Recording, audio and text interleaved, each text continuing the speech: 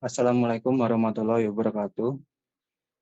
Waalaikumsalam warahmatullahi wabarakatuh. Waalaikumsalam Waalaikumsalam warahmatullahi warahmatullahi wabarakatuh. wabarakatuh. Yang terhormat kepada Ibu Ita sebagai dosen pengampu, kami dari kelompok 4 akan melakukan presentasi yang beranggotakan saya sendiri, Pandu, Ibni, Arkan, Rizat, Sevia, Selvia, Willis, Asa, dan Agis. Kami akan melakukan diskusi tentang materi komunikasi efektif. Untuk presentator pertama dipersilakan. Kualitas komunikasi efektif. Yang pertama, pra-berpikir. Pra-berpikir tentang pesan adalah kualitas penting dari komunikasi yang efektif. Pra-berpikir memungkinkan pengirim untuk mengembangkan pesan kreatif dan pengirimkannya secara efisien. Yang kedua, tujuan khusus.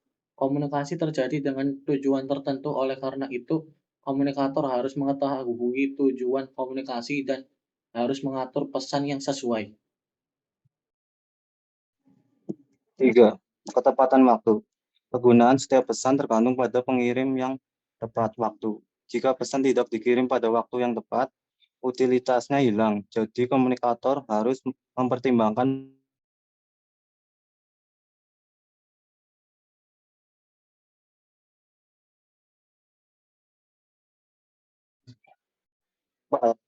ringkasan yang padat isinya. Kualitas penting lain dari komunikasi yang efektif adalah bahwa pesan harus singkat.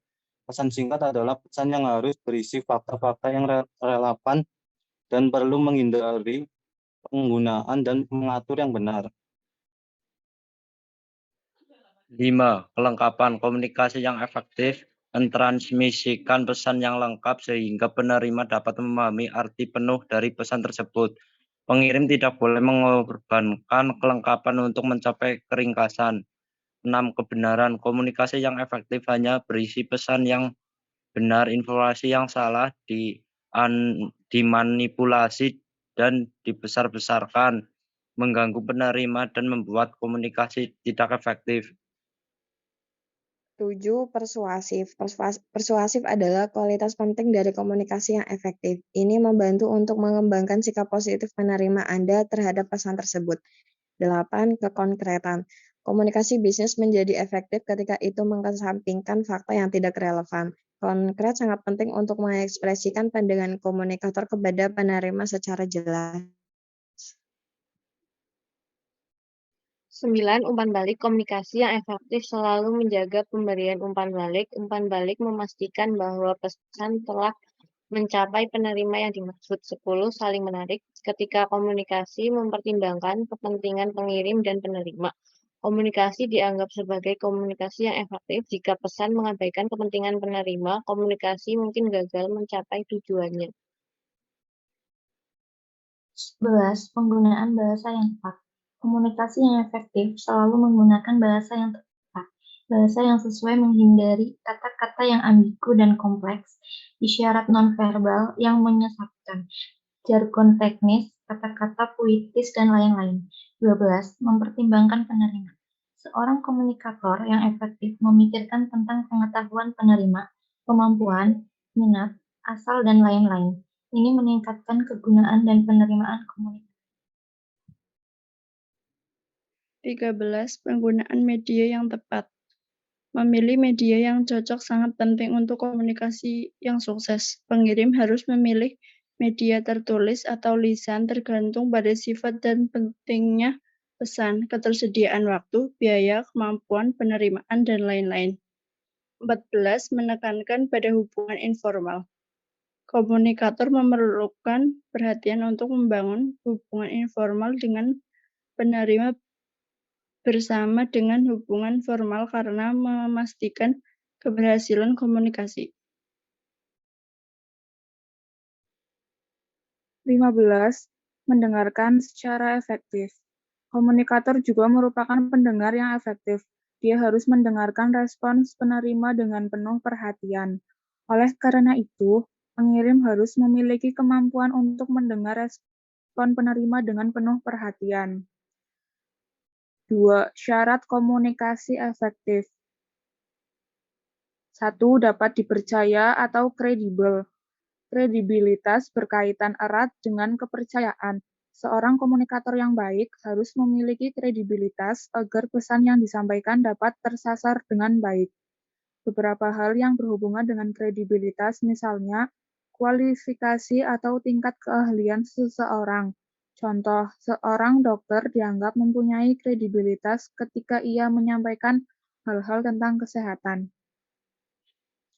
2. Konteks. Konteks berupa kondisi yang mendukung ketika berlangsungnya komunikasi. Supaya komunikasi berjalan efektif, konteks yang tepat menjadi hal yang menarik perhatian komunikan. 3. Konten. Isi pesan merupakan bahan atau materi inti dari apa yang hendak disampaikan kepada audiens. Komunikasi menjadi efektif apabila isi pesan mengandung sesuatu yang berarti dan penting untuk diketahui oleh komunikan. Clarity. Pesan yang jelas alias tidak menimbulkan penafsiran yang bermacam-macam adalah kunci keberhasilan komunikasi. Kejelasan informasi adalah hal penting yang bisa mengurangi dan menghindari risiko kesalahpahaman pada komunikan.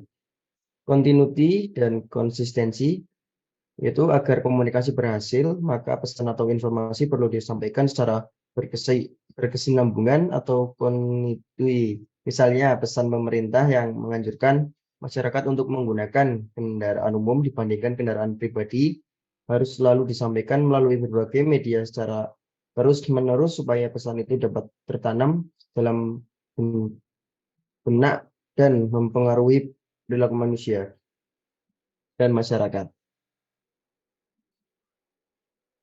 Capability of audience. Komunikasi dapat dikatakan berhasil apabila sang penerima pesan memahami dan melakukan apa yang terdapat pada isi pesan. Dalam hal ini, tingkat pemahaman seseorang bisa berbeda-beda tergantung beberapa faktor, contohnya latar belakang pendidikan, usia, ataupun status sosial. 7.